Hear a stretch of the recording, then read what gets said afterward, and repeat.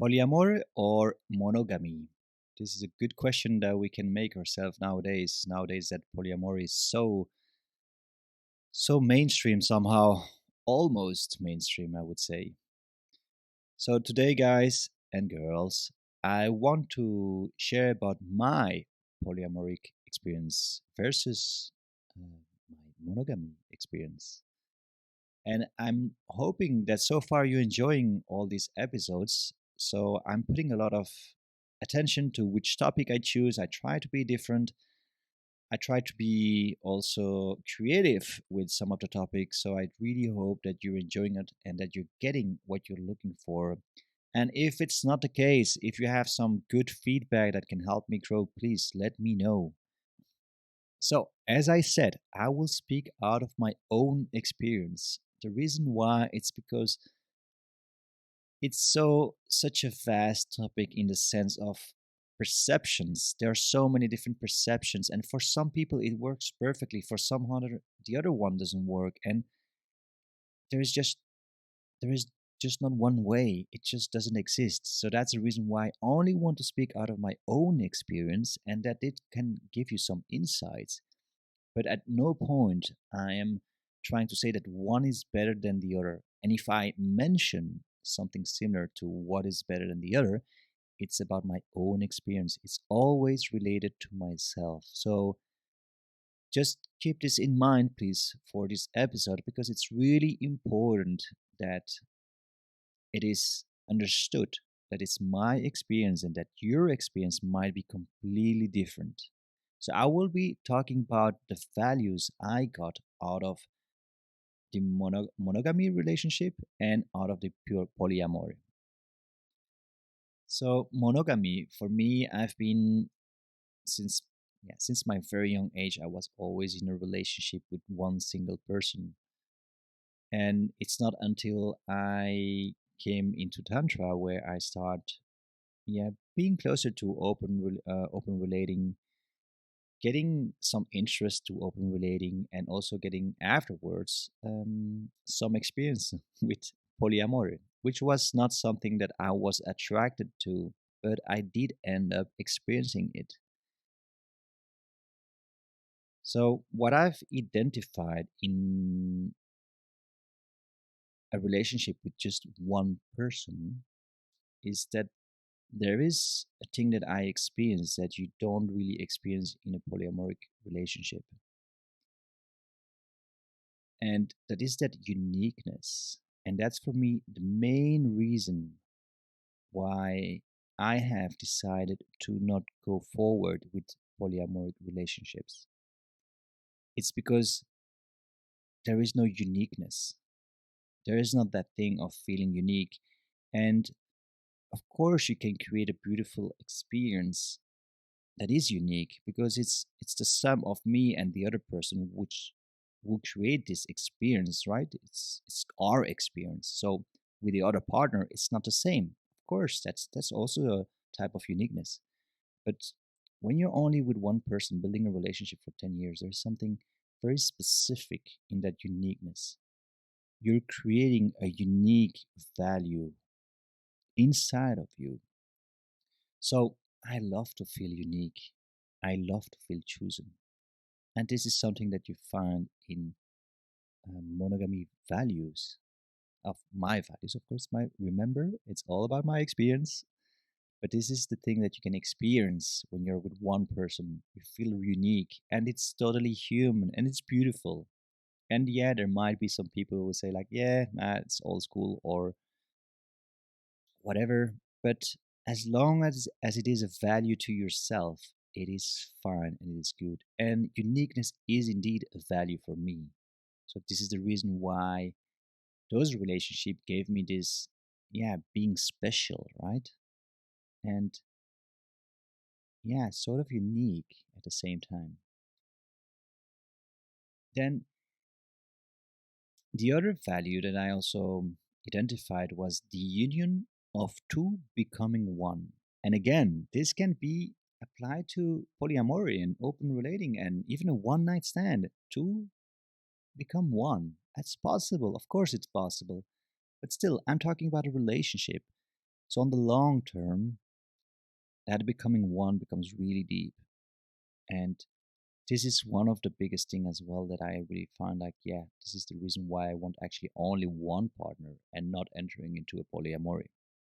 It's because of this union that can be created out of this uniqueness. And then the next one, which is also connected to this point that I just shared, is the sacredness of the us. So you're building a union between two, and then you have, so you're very unique, right? It's only you and me, and we're unique in this, and we create this union between two human beings, and then we start honoring it and seeing it as something sacred. That is the point where we both meet. As two human beings, we meet in the middle point, where I love to call it the us, where you and me meet each other. And there, the energy and the sacredness that you're putting into becomes the us. It's not anymore a separation between you and me, or you are you and I am I am. We become a us. When we think one way, we think also and we include the us. When we want to do something, we also want to include the us. So whenever we're checking in for any reason, we're checking in with the us as well. And then it becomes sacred. And you can make it really sacred. And you know, something sacred, you have it many times in altars and in many religions, you have those spaces that are so sacred that you cannot even touch them. And it's not about prohibiting people, even though you can perceive it like this, but if you understand what is beyond that, it's about sacredness. When you keep something really sacred, it takes a lot of value. It just adds a lot of value. This is why sacredness is so important. And this is why adoring something is so powerful sometimes. However, I'm not really aligned with adoring because it can be an idealization of something, and then you enter in adoring a guru, and then you're not yourself anymore. So, this is my opinion about adoring. But when you treat it as sacred and you take those positive sides of a certain adoration, then it can be very healthy to treat something very sacred, because then you're like, wow, okay, I'm going to do this like this, and I'm going to take it care like this, and I'm definitely not going to do this. It's like when you have a baby, there is a sacredness in having a baby in your hand. You're carrying it with so much love, and there is a little bit of adoration, but it's not too much. It's not going to become your guru, right? So this is what I mean with this value. It's so beautiful, and it's a really big value to me. It's so important and so magical. I just love it. I cannot say any other word. I just love this. It makes you feel so unique at the same time. So it's they're all connected, as you can see. And then there is the other one, which is actually a bit more practical. It's the capacity to focalize the energy into one single identity, the us. What do I mean with this? Is when I was in polyamory, there I felt that I was, yeah, spread all over the place. I couldn't really focus my energy into one single thing. And there's where I found it a little bit tricky to be in polyamory, because I'm like, yeah, okay, I'm here and then I'm here and then like, oh wait, how much do I put in this side and how much do I put in that side? Even though whenever you're present in the present moment, you're there with that person. And this is also something that I practice. So I'm aware of this. I'm aware that when you're with someone, you're full present with that person. It's 100% there. There is not a 70% there and a 20% over there with the other person, with your partner. You're fully 100% with that person. But still, even by practicing this and being so present with that person, I still felt that the us, which is something that doesn't fade away just because you're with another partner, it's something that is constantly there because you have created it. It doesn't get the alimentation, it doesn't get the food, the energy enough to really grow its full potential. So I strongly believe that when you create a yes and you're focalizing all your energy into that, that can be amazing. Then it grows a lot. But there is also this idea, and I also align with that one, if it fits for you, of course, in this polyamoric. which is people investing their energy on different partners so they all grow together. It's also magical, it's also amazing, but it doesn't fit me. I'm more into, yeah, this uniqueness of one partner and investing everything there to see where it goes, how deep can we go, right? So it's just a different way, and it's this is of course more a practical thing, but I do find it really important, and I found that that was also one of the values that I'm like, yeah, one single person. That's more for me. So let's see these polyamory values that I found out on my own experience. One of the major feelings that I loved so much and that I still love and I still want it in my life. This is something I'm going to keep, even though I'm not anymore into polyamory, and I will not anymore be unless I change.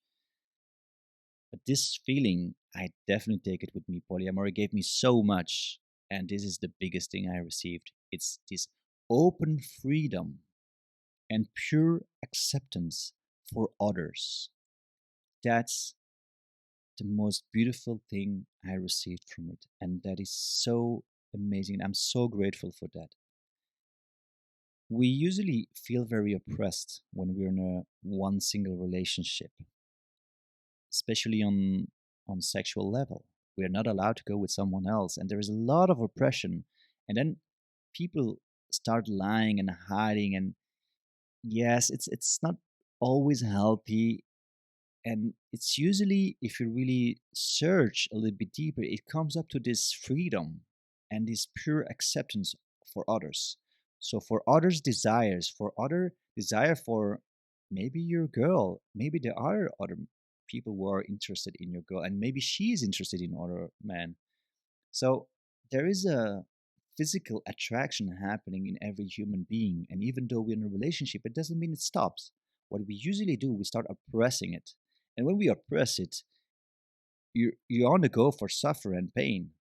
So polyamory gave me this freedom and openness to everything I'm feeling, I'm experiencing is welcomed. And it's completely accepted by my partner or my partners, and also the other way around. I also completely accept it, and it's amazing. It's such a freedom. You just, yeah, get freed out of this suffer that is mainly coming from monogamy.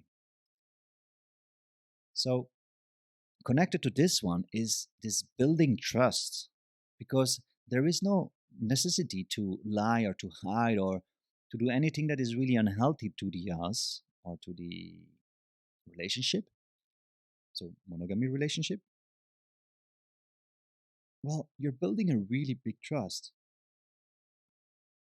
If the two human beings feel open and free and they feel accepted, there is no reason for any hidden or lies. And okay, there could always be something, but it's not such of a big deal. And the building trust is an opportunity that is given by this polyamoric approach. And I loved it. And again, it's my experience. Others might not experience this at all. But I did experience it, and I loved it. It's again, it gives you this freedom. It's so connected to freedom. If you have trust in someone, fully trust, you can you can really rely on that person. You can just lay back and say, okay, I can surrender to whatever is, because you trust that person. If you don't trust, yeah, we all know sort of what it affects us emotionally. So I enjoy that a lot. And the other one, which is sort of practical, but yeah, also emotional, of course, and it makes monogamy looks easy when it comes to communication. My God, this is so true. I mean, I do hope that there are more of people who are in polyamory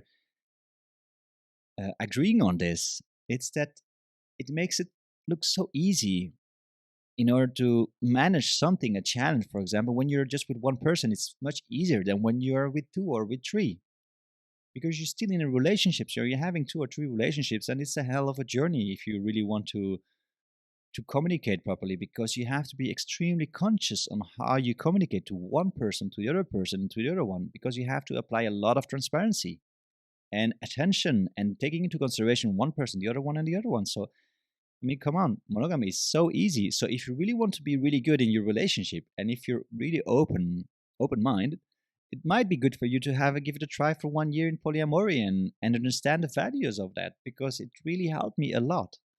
And it could help you. I'm of course not inviting you to do it just jumping in. You have to be careful because there are some downsides of it, of course, and big challenges, especially emotionally. If you're not ready for it, don't go. It's very easy. If you don't feel it, don't do it. But if you feel it and you see that you're sort of ready, I would definitely recommend you that if you jump into it, go with a very high skill in communication. This will help you. The other way around, you might end up with some dramas. And yeah, if you have dramas coming from two sides or three sides, it's gonna be a big roller coaster for you. So yeah, that's another thing that I received from it, and I loved it. I just loved it. It's just amazing how grateful I am for this. And yeah, then of course I already shared a little bit, but it's the amount of growth I had. I grew so much. I changed so much during that relationship, relationships, that I'm grateful. Even though I don't want to go further, I feel that I had everything what I had to receive from it. But I'm so grateful that I experienced it, because I do feel another man. I do feel another person. I do feel another spiritual human being. And many of my skills, especially in communication, has improved a lot. So it makes it much easier for me to step now into one single person relationship. So yeah, this is the part of polyamory values that I have experienced, and I've been repeating quite often a one person relationship. And monogamy is not something for me. Polyamory is neither, but something in between is. I do see myself with values of both of them. So the values that I share today. So today, for myself, I choose to have them all into one. I don't call it monogamy, and I don't call it polyamory. It's something in the middle, and I don't really care what it is. It's also not open relating. It's sort of open relating, you could say, but no, I don't think it's open relating neither. It's my way. It's my way of describing, or not, it's not describing, it's my way of having values into my relationship without having to be labeled or having to be categorized. Even though you could categorize this as an open relationship, because we're open to new experiences. But the way how we do it is still with values of monogamy and still values of polyamory that I have experienced. Again, I'm really sorry to repeat it so many times, but I do believe it's so important that you do get that this is my experience. And if you will listen to someone else sharing their experience, it will be probably very different of what I've shared. And many might be not even agreeing with what I shared. I'm like, oh, what is he saying? But I'm sorry, it's still my values. It's still what I learned, and I loved it, both of them. And even though I started with a monogamy relationship, and after I went into polyamory, I got the most out of both ways, and now I'm entering in a new phase with a new type of relating, which is very beautiful. So yeah, that's sort of it. I think I will keep it like this. I could extend this more into going into what is my new type of how I relate or how my relationship looks like. But if you want to know more, please let me know. I'm looking forward to start creating more connection with my audience and see what they want as well, and what they want me to talk about, what they want me to share, or what they want me to improve. So if you're listening to this and you have some points where you would like to share with me, please do it. And if you want me to share more about my experience, please say it. So thank you very much, and I really hope you enjoyed this one, because I really did.